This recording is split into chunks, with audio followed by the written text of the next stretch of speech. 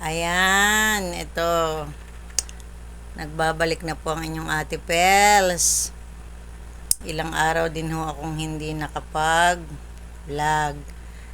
Dahil nga po ako'y pagampaga ang nguso. At saka ho aring aking nguso po o labi. Basta po ari pong parteng ari ay pagampaga ay talaga nga naman po ako'y hirap na hirap magsalita. Hirap na hirap kumain.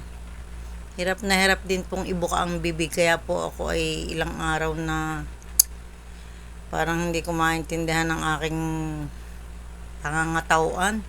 Ang hirap po kaya sabi ko hindi muna po ako mag-upload kasi nga po hirap ako magsalita. Ay di ako nagpa-check up nga muna po. Yun, ang result nga po ay ako daw po ay may nakitang malaking singaw. Malaking singaw po din sa aking ngala-ngala. Ay di po ako'y niresitahan nga po ng gamot. Ayan po, sa awa po ng Diyos na hupa-hupa na hindi na masyadong paga ang aking nguso. Ang aking labi, o yan po. Pinakikita ko lang sa inyo. Nakakasalita na uli po ako.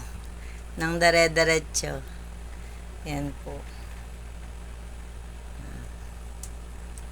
Ako'y naligo muna po bago po ako nag-vlog at kakoy para iba-iba ang pakilasa. Yan po. Pantay na po uli ang aking labi.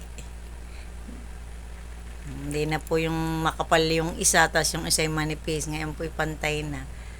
Ako'y hirap na hirap po hindi ako makakain. Nung masakit po ang aking labi, yung masyadong hindi ko maigalaw nung isang araw at hindi ko maisalita. Ang akin lang pong kinakain yung mga noodles, yung mga may sabaw, para lunok lang ako ng lunok. Yung pagsuboy lunok para hindi po sasabit dahil hindi ko nga po mangunguya. Ay di ngayon po sa awa ng Diyos, ayan o. Kakain na po ako ng medyo matigas-tigas na pang-ulam. Dati hindi pa ako makakain ng puro gulay ang aking kinakain. Hindi makatikim ng matigas na pang-ulam. Halimbawa po yung mga kaldereta, yung ganon. Yung mga manok, hindi po yun makain dahil nga sobrang sakit. Hirap pala po ng gayon. Sobrang sakit. Ay di puro po gulay at saka noodles ang aking ulam, ang aking kinakain. Ayan, sa awa po ng Diyos, oh. Iba-iba na po ang aking pakilasa. Yan, wala, pinakita ko lang sa inyo na ako'y masaya dahil nga po ako ay magaling na, sa awa po ng Diyos. Sa awa ng Diyos. Kaya po ako din ay nakaligo na aga-aga dahil nga po ako ay nagpaikot ng damit namin, o diretso ligo na ako. Nakapang araw-araw na ako na damit.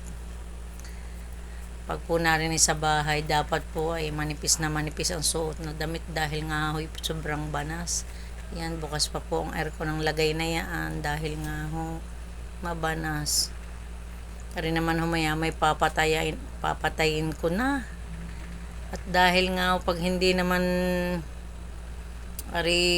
pinatay at dire-diretso, ay Diyos ko po, ay talagang kuryente po ay kaikay naman.